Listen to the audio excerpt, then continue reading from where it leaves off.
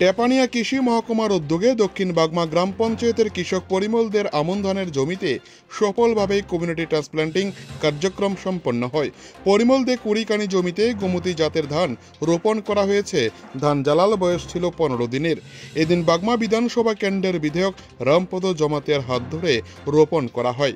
এদিন কৃষি ও কৃষক কল্যাণ দপ্তরের পক্ষ থেকে এই চাষের জন্য কৃষককে ধানের মানসম্পন্ন বীজ, কেমিক্যাল ফার্টিলাইজার, অর্গানিক সার, প্ল্যান্ট প্রোটেকশন কেমিক্যালস এবং প্রতি হেক্টরে মোট 5,650 টাকা অনুদান প্রদান করা হবে।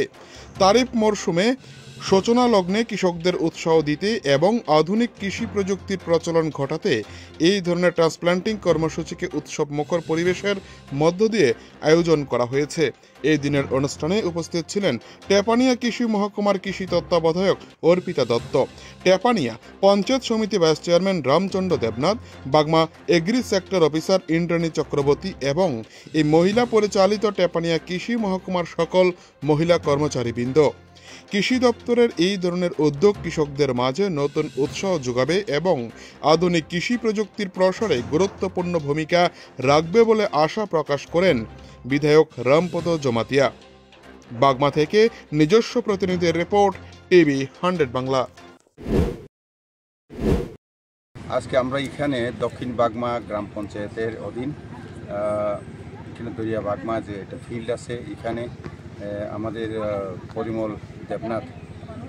পরিমল দে আমাদের পঞ্চায়েতের মেম্বার, উনার ক্ষেতে আমরা এখানে প্রায় 25 খানি জায়গাতে আজকে আমরা রোয়া শুরু করে দিয়েছি। বিশেষ করে প্রধানমন্ত্রীজির সমস্ত কৃষকদের ডাবল ইনকাম করার জন্য যে চিন্তাধারা, এটাকে সামনে রেখেই আমাদের এই প্রচেষ্টা।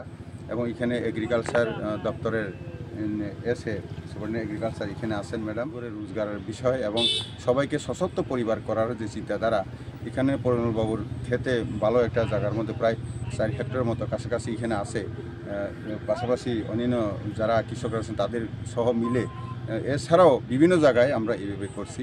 আর বিশেষ করে বাগমাতে বীজ উৎপাদনের জন্য এখানে বিশেষ করে নিমাইদার যে প্রধান আছেন, ওনার অন্দরে বিরাট একটা অংশ আছে। এখানে প্রায় 60-70টা প্রজন্ম ধানও এখানে বীজ উৎপাদন হচ্ছে, এইবারও ভালো মাত্রায় হবে।